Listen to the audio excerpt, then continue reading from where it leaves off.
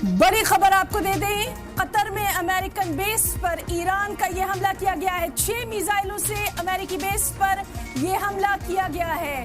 अमेरिकी फौज के बेस पर धमाके की आवाज सुनी गई। वहीं इराक में भी अमेरिकी बेस पर ईरान का ये हमला हुआ है। तो ईरान का अमेरिका के खिलाफ ऑपरेशन बराकत अल फतेह। कतर में अमेरिकी बेस पर ईरान का ये बड़ा हमला, आपको बताया इस वक्त की बड़ी खबर। 6 मिसाइलों से अमेरिकी बेस पर हमला किया गया है। अमेरिकी फौज के बेस पर तेज धमाकों की आवाजें सुनी जा रही हैं। वहीं इराक में भी अमेरिकी बेस पर ईरान का हमला किया गया है।